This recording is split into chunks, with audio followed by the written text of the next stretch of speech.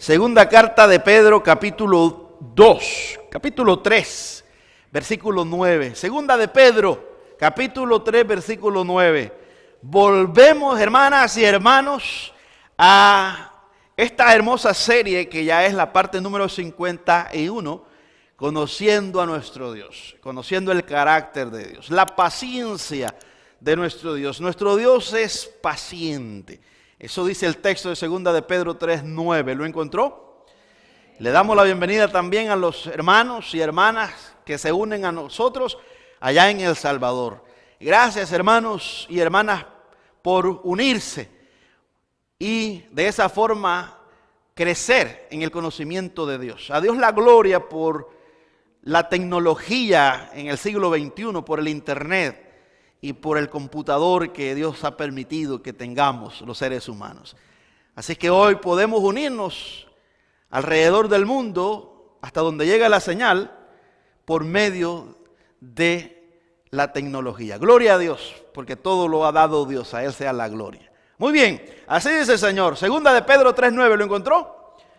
A una voz, el Señor no retarda su promesa, según algunos la tienen por tardanza, sino que es paciente para con nosotros, no queriendo que ninguno perezca, sino que todos procedan al arrepentimiento. Una vez más, el Señor no retarda su promesa, según algunos la tienen por tardanza, sino que es paciente para con nosotros, no queriendo que ninguno perezca, sino que todos procedan al arrepentimiento. Padre, gracias te damos, eterno, soberano. Tú eres el único dador de la vida y por eso, Señor, te mereces toda la alabanza. Tú eres el que salvas, tú eres el que condenas. Gracias, Señor, por habernos dado este privilegio de conocerte. Gracias por haber, Dios mío, establecido en la eternidad que un pueblo, que un rebaño responda, Dios, al llamado que tú le haces a la humanidad. Gracias te damos por Jesús, que lo entregó todo. Gracias, Jesús, por haber ocupado nuestro lugar. Glorifícate en nuestra vida. Señor, concede el arrepentimiento a nuestros amigos y amigas para que escapen del infierno. Todo te lo pedimos en el nombre de Jesús, Señor nuestro. Amén. Y amén. Podéis tomar, amados hermanos y hermanas, vuestro lugar.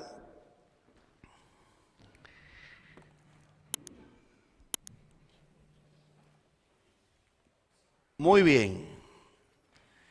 Ahora sí, vamos así, cómodos, sentados, a meditar en la palabra de nuestro Dios. Nuestro Dios es paciente.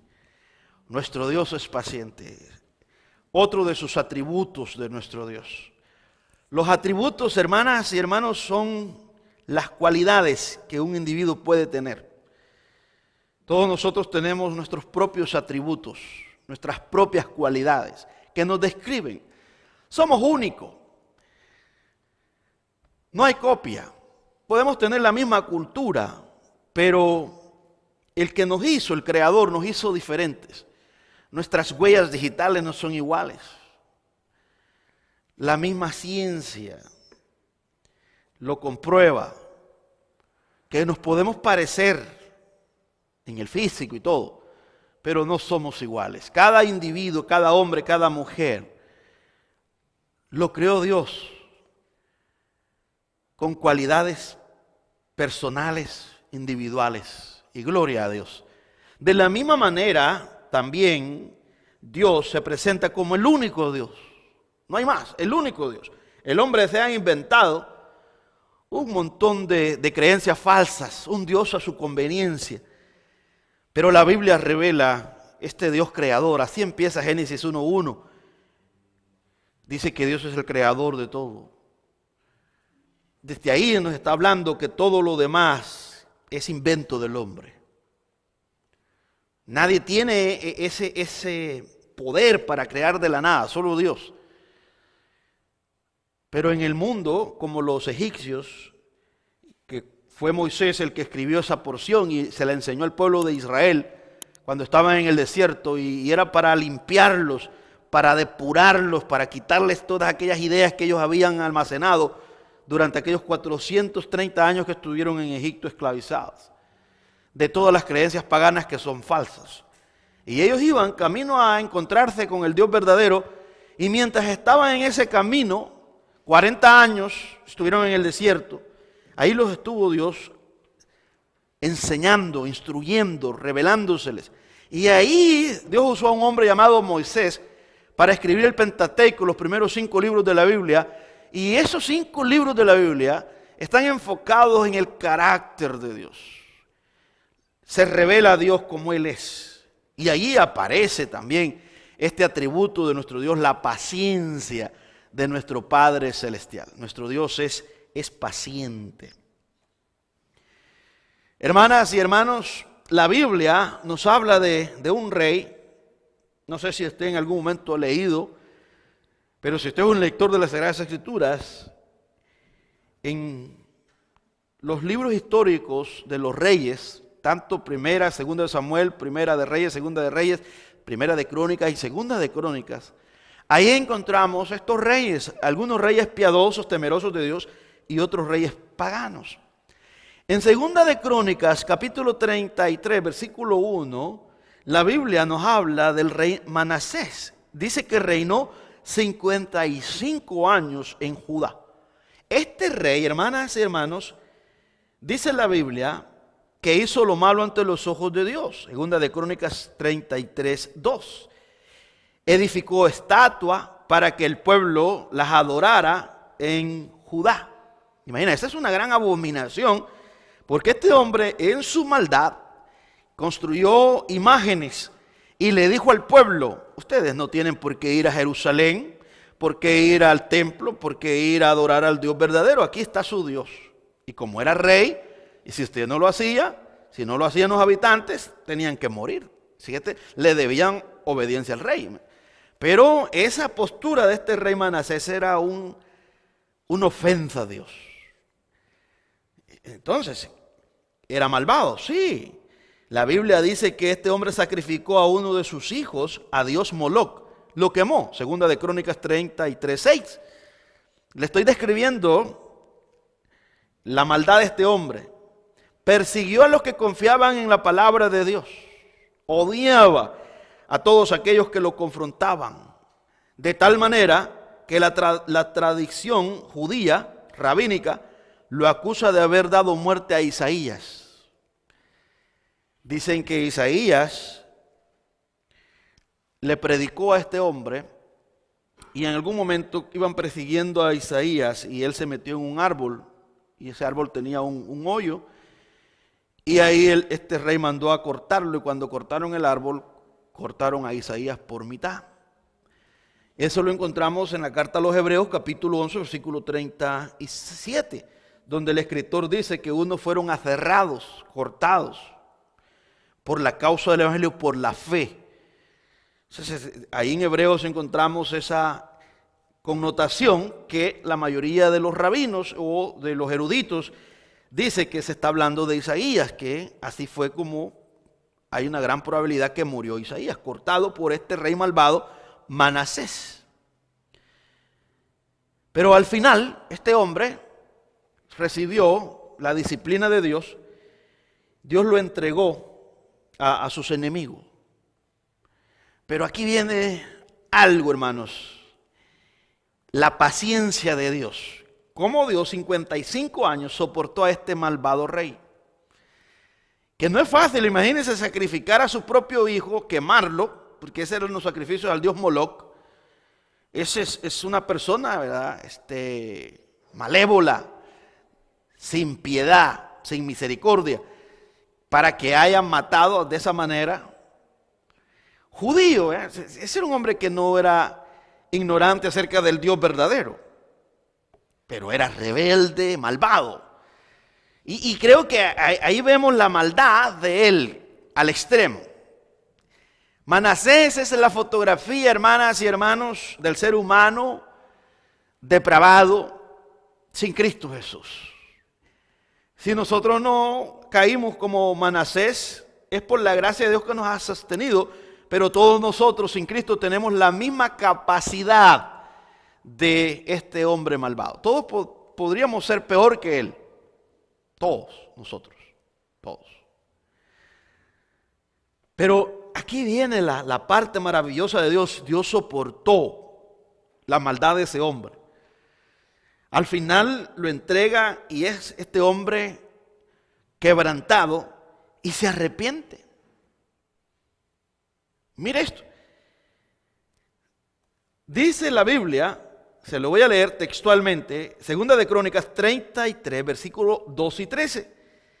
Mas luego que fue puesto en angustia, ¿quién? Manasés oró a Jehová, su Dios.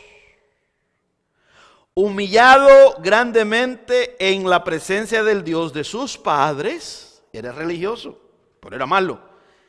Y habiendo orado a él, fue atendido. Mire lo que pasa con nuestro Dios. Pues Dios oyó su oración y lo restauró a Jerusalén, a su reino. Entonces reconoció Manasés que Jehová era Dios. 55 años de prácticas espantosas, de pelea contra Dios, con conocimiento de causa, porque aquí dice el texto, ¿no?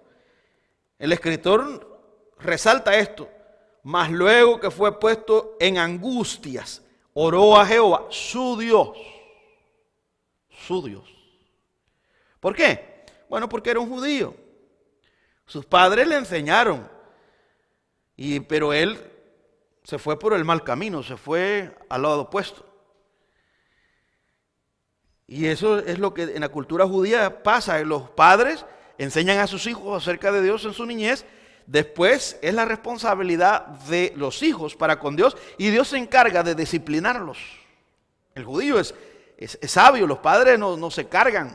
Dice, bueno, yo ya eduqué a mis hijos, les enseñé acerca del temor a Jehová, les he predicado el evangelio y se los entrego a Dios y Dios que se encargue. Y ahí viene la disciplina de Dios, hermanos, hasta la muerte de un hijo. Si un hijo anda de rebelde, un contumaz, se lo lleva a Dios temprano. Es que la Biblia lo dice. Honra a tu padre y a tu madre para que tus días se alarguen. Y el que maldice a su padre o a su madre, su lámpara se apagará, dice el proverbio. Y ahí está hablando que su vida se va a cortar. Y para ponerle un ejemplo, imagínense los jóvenes que se hacen pandilleros. ¿Cuánto dura un promedio de los jóvenes pandilleros? 25 años está durando hoy. Y a puras penas. Porque de la edad de 13, 12 años, 8 años ya cometen asesinatos, matan a las personas. Porque para meterse a las pandillas tienen que matar hoy. Esa es la prueba que les dan. Pero quedan marcados porque una persona que mata a alguien es torturada. La culpa lo persigue. Esa persona no tiene paz. Claro, que Dios perdona a ese criminal, pero no quiere decir que no va a pagar. Porque si alguien mata a alguien, ha quebrantado la ley civil y tiene que ir a la cárcel. Pero Dios en la cárcel perdona a ese individuo si se arrepiente como este hombre malvado y Dios lo salva, porque Dios es misericordioso. Pero tampoco vamos a engañar a las personas y decirle, no, si Dios ya te perdonó, pues ya no vas a pagar nada. Porque hay muchas personas que se hacen cristianas, con su mente, porque los hacen cristianos a la fuerza, pero siguen robando, siguen matando, siguen dando órdenes. De hecho, hay pastores, predicadores en nuestras regiones que ellos siguen siendo malvados, siguen siendo pandilleros y solamente han usado la religión para esconderse de las autoridades. Sí, por un tiempo, pero el mismo Dios con el que ellos están jugando se encarga de sacarlos y van a la cárcel. Y está pasando, lo vemos nosotros en los medios de comunicación, cuántas personas, imagínense, aquella gente, que de repente es sorprendida que su pastor estaba metido en el crimen. Qué noticia, ¿no? Qué sorpresa. Y debe llamarnos la atención a nosotros porque nosotros, las ovejas de Cristo, debemos de saber también, vea, quiénes son los que nos predican. No, porque pues, hoy, allá afuera esa clase de cristianismo, por eso es que en estas iglesias no se exige nada, no se exige un cambio de vida, porque la cabeza está podrida. ¿Sí? Y nadie puede dar algo de que no tiene. Por eso tenemos que tener algo. Y tenemos que tener temor de Dios. Tenemos que conocer a Dios. Y ahí es donde nos llega a este punto. El beneficio que hay, hermanas y hermanos, de conocer a Dios. Porque cuando conocemos a Dios, nuestra fe incrementa y tememos más, temblamos. Pero cuando somos ignorantes y nos imaginamos un Dios, esa es idolatría. Entonces cualquier persona, ¿verdad? Solo porque tiene elocuencia, el palabrero le llaman, que persuade. Fíjense allá afuera, ¿verdad? Los pastores de dedos. No, hombre, tú tenés influencia, mira cuántos amigos tenés, tú sos pastor. Si llegas a la iglesia te ponemos como pastor. Ya la semana ya es pastor. Y el individuo, ¿verdad? Claro, dice, aquí está mi oportunidad, me escondo. Que Dios tenga misericordia de estos hombres, ¿verdad? Que se han metido así porque pues van a terminar mal. Mal. A unos ya se han muerto porque con esta pandemia Dios se ha encargado de eliminarlos, de llevarlos. Porque no se puede jugar. Este asunto es serio, este asunto es de vida y muerte. Si en estos 13 años que yo llevo predicando, yo siempre le he dicho, Señor, ayúdame, Señor, cada vez que vengo y subo aquí a predicar. Yo le digo, Señor, que no estorben mis pecados, límpiame. Por eso oramos antes de dar inicio. Y yo le digo, hermano, pedimos perdón a nuestro Dios, todos los que vamos a participar. Porque no queremos, ¿verdad?, que Dios nos vaya a eliminar aquí. Porque Dios, nuestro Dios, es santo. Amén. No digo eso para tener miedo, sino que digo eso para tener respeto, para que sepamos quién es nuestro Dios. Él es bueno, es misericordioso. Mire este hombre malvado. Y aquí tenemos, creo, una buena ilustración de cómo luce la paciencia de Dios. Ahora vamos a nuestro texto, en segunda de Pedro. Pedro le escribe a los hermanos de la diáspora, a los hermanos que estaban esparcidos por toda Asia y estaban siendo perseguidos. Y había algunos, ¿verdad?, que se estaban ya desanimando. Y otros estaban diciendo que ya mucho tiempo, imagínense, no había pasado mucho tiempo de que Jesús se había ido. Pero los opositores siempre han existido. Y aquí Pedro, hasta el versículo 8, dice más, oh amados, mire cómo empieza, oh amados, no ignoréis esto, que para con el Señor un día es como 1000 años y 1000 años como un día. Dios no tiene reloj. Él vive en el eterno presente. Él vive en ese tiempo. Y aquí Pedro dice que un día son como 1000 años para Dios y 1000 años como un día. Pero para nosotros es mucho tiempo, 2000 años. Pero Pedro dice, pero en la mente de Dios, en lo que es Dios, han pasado 2 días. Pero para nosotros han pasado 20 siglos. Por un lado, viene el versículo 9, dice, el Señor no retarda su promesa. Él es fiel. Él no es hombre para que mienta, ni hijo de hombre para que se arrepienta. Él lo dijo y Él lo cumplirá. Él no miente, Él no falla, Él es fiel. Ese es otro atributo de nuestro Dios, que cumple todo lo que dice. Él no puede negarse a sí mismo. Y luego sigue diciendo, según algunos la tienen por tardanza. ¿Quiénes son los que tienen por tardanza la venida de Cristo, la segunda venida, digamos, el rapto de la iglesia? Porque la segunda venida de Cristo va a ser cuando Cristo venga a la tierra con su iglesia. Pero el rapto, el arrebatamiento como conocemos, hoy en día hay un buen grupo de personas que no creen en el rapto de la iglesia, no creen en el arrebatamiento. Y dice que la iglesia va a pasar por la gran tribulación. No hay nada de malo, digamos, estas son doctrinas secundarias. La salvación no está en juego. Si nosotros creemos como iglesia local que creemos que Jesús va a venir por su iglesia, la palabra dice que en un momento, en un abrir y cerrar de ojos, nuestros cuerpos, que si estamos vivos cuando Cristo venga, vamos a ser transformados, y si ya hemos muerto, vamos a resucitar, porque los muertos en Cristo resucitarán primero. Si nosotros creemos esa parte, y es cierta, y nos vamos, pues gloria a Dios. Pero si nos toca pasar por la gran tribulación y Cristo viene al final de la tribulación, también nos vamos con Cristo. Gloria a Dios, no hay ningún problema tampoco. Porque nosotros nos negamos a Cristo. Ese es el punto. Que si vamos a pasar la gran tribulación y dice, bueno, la van a pasar pero con Cristo. Queremos pasar con Cristo, de la mano con Cristo. Es que la iglesia verdadera lo que quiere es estar con Cristo, no evitar la gran tribulación. Lo que nosotros queremos es estar con Él. ¿Lo creemos? Porque Él es el todo para nosotros, por eso nos congregamos los domingos. Porque Él es nuestro Señor, el que manda, nuestro amo. Y qué bonito es estar con Él eternamente. Porque es mejor, decía el apóstol Pablo, pero ahora también decía, pues por amor a los escogidos, nos quedamos para predicarles el evangelio porque lo necesitan. Así que aquí hay algún grupo, ¿verdad?, que tiene por tardanza la venida de nuestro Señor Jesucristo. Dice, pero sino que es paciente para con nosotros. Mire qué hermoso esto. Para con nosotros, dice, es paciente. Para con los escogidos. ¿Cuántas personas hay en el mundo que fueron escogidos hasta antes de la fundación del mundo, que están esperando que se les predique para responder, y Dios ya tiene establecido su tiempo, porque la Biblia dice que todo tiene su tiempo bajo el sol? Amén, hermanas y hermanos.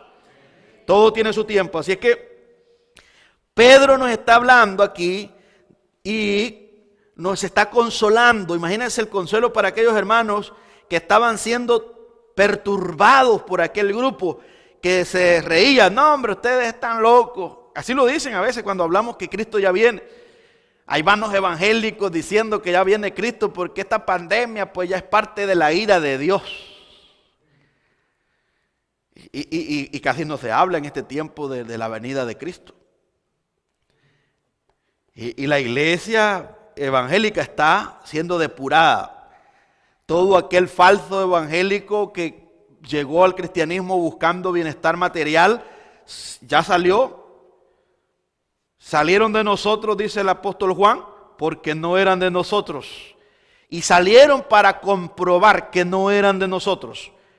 Ellos con su acción de irse, de apostatar, porque apostatar quiere decir rebelarse contra Dios. Creen a su manera. Y dicen, Dios me bendijo. Y ellos dicen que glorifican a Dios, pero no se congregan, no tienen una iglesia local, no tienen compromiso. Ellos dicen, y ellas, que no es necesario la iglesia local. Es un atentado contra el medio de gracia que es la iglesia local. Cristo estableció, Dios estableció la iglesia local como un medio de gracia, así como en la Biblia, que es un medio de gracia para que nosotros conozcamos a Dios. En la iglesia, esta reunión, no estas cuatro paredes, sino el grupo de hombres y mujeres que componemos la iglesia, Dios lo estableció para un medio de gracia para la humanidad, un punto de encuentro entre Dios y el hombre, el tabernáculo, para que nos encontremos y de esa forma nosotros juntos dar adoración y de esa forma testificar que tenemos la misma fe, que creemos en el mismo Señor y lo alabamos a Él, a Cristo Jesús. Y es un deleite, nos gusta, porque Él nos amó primero y su amor nos basta, su amor es suficiente. Si estamos enfermos, creemos que Él nos puede sanar, pero si no nos ha sanado, no quiere decir que esa enfermedad nos va a volver rebeldes o nos vamos a volver como muchas personas que se enojan con Dios, se resienten porque oran un tiempo y dicen, Señor, sáname, sáname, sáname, sáname, y no lo sana. Y después las personas terminan diciendo, ese Dios no existe porque no me sanó. Bueno, el Dios de las Sagradas Escrituras es soberano y aún enfermo, si a Él le place sanarte, gloria a Dios, alábalo. Y si Él quiere tenerte así, alábalo, porque Él permitió la enfermedad para que dependas de Él. y bástate tu gracia, porque su poder se perfecciona en tu debilidad. La debilidad es enfermedad, sácale provecho porque ese es el gancho que Dios usa para que estés siempre clamando, pidiéndole por ese dolor, por esa necesidad. Siempre estás ahí, Señor, por favor. Dice Dios, así te tengo más cerquita, hijo. Claro que nadie quiere estar enfermo, pero los cristianos debemos de aprender a bregar con cualquier enfermedad y darle gloria al Rey de Reyes y Señor de Señores. Él no es el que nos pone la enfermedad. La enfermedad llega porque es consecuencia del pecado de Adán y llega porque está contaminado el ambiente, pero Dios hace que nosotros podamos soportar esa enfermedad y Él hace que también nosotros podamos dar testimonio que sí podemos alabar a Dios enfermo, podemos alabar a Dios sin trabajo, podemos alabar a Dios sin dinero, podemos alabar a Dios con problemas, porque Él seguirá siendo nuestro Dios a pesar de. No vamos a cambiar. Démosle un aplauso al Rey de Reyes, Señor de Señores. Esa es la iglesia de Cristo, que fue comprada a precio de sangre. La iglesia de Cristo sabe lo que Cristo hizo por ella. Le amó, se entregó y sabe que vamos a pasar por un tiempo en aflicción en esta tierra, pero no se puede comparar a la eternidad donde estaremos con un cuerpo glorificado, donde no habrá enfermedad, pecado, no habrá ningún llanto. Lo que va a haber va a ser gozo y alabanza por siempre. Eso es lo que nos espera a todos los redimidos, porque Cristo lo logró. Dios es paciente. Y Dios quiere que la iglesia también practiquemos la paciencia, que lo imitemos a Él. Pedro, sabemos, ¿verdad?, que él pasó por un proceso, él negó a Cristo, él pecó, se sintió defraudado, pero Cristo lo restauró, lo cambió, lo transformó. Este hombre fue compulsivo, así arrebatado como muchos de nosotros, pero aprendió paciencia y aprendió del Creador, aprendió de su Señor y Salvador, cómo Cristo soportó el sufrimiento. Y Pedro nos insta, dice, el Señor no retarda su promesa, según algunos la tienen por tardanza, sino que es paciente para con nosotros, no queriendo que ninguno perezca, sino que todos procedan al arrepentimiento. ¿Quiénes son todos? Todos los escogidos. Desde antes de la fundación del mundo van a venir. Van a venir, vaya conmigo a Romanos para comprobar ese texto. Romanos 8:30, y aquí vamos a aterrizar ya con ayuda de nuestro Dios. Romanos 8:30, corra. Mire lo que pasa con el llamado de Dios. Cuando Dios llama, también santifica. Dice el versículo 30 de Romanos 8, y a los que predestinó, esto quiere decir preordenó, a estos también llamó. Allí estábamos nosotros. Y a los que llamó, a estos también justificó, los perdonó, los declaró justo por el sacrificio de Jesús. Y mire, no se queda ahí. Y a los que justificó, a estos también glorificó. Completo. Los predestinó, los ordenó, los llamó, los declaró justo y ya los glorificó. Es decir, que vamos a estar con Él, no nos vamos a perder. Pero Dios es paciente para con nosotros, para aquellos todavía que están en las garras del vicio. Hay muchos borrachos, hay muchas prostitutas, hay muchos asesinos que fueron escogidos desde antes de la fundación del mundo, que van a escuchar el llamado y van a ser justificados, santificados. Y Dios es paciente, porque ellos son parte también del rebaño de Dios que Él predestinó. Nosotros ya hemos sido justificados, pero hay mucho pueblo que necesita oír la voz de Dios y nosotros debemos de ir a las calles y hablarles y decirles que Cristo Jesús murió hace 2000 años para dar vida, para dar perdón, para dar cambio de vida y para reconciliarnos para con Dios y para que nosotros le demos alabanza por los siglos de los siglos. A Dios la gloria por su paciencia. Él es paciente, hermanos.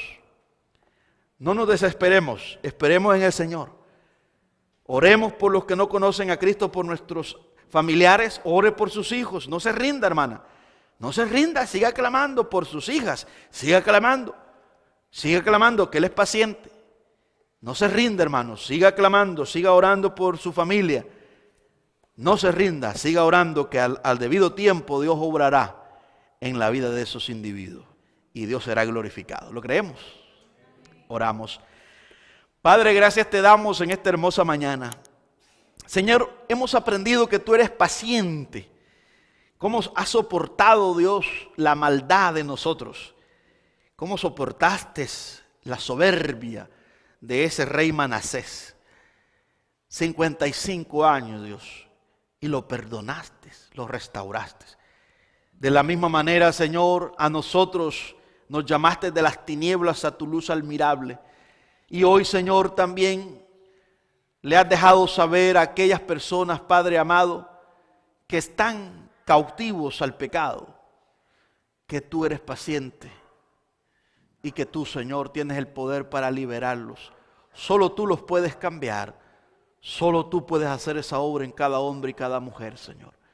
Gracias, Señor, porque sabemos que tú eres paciente y eso nos consuela. Ayúdanos a nosotros a ser pacientes con aquellos que nos perturban, con aquellas personas, Dios, que nos calumnian, con aquellos que nos critican, que podamos orar y esperar que tú, Dios, hagas tu obra. En Cristo Jesús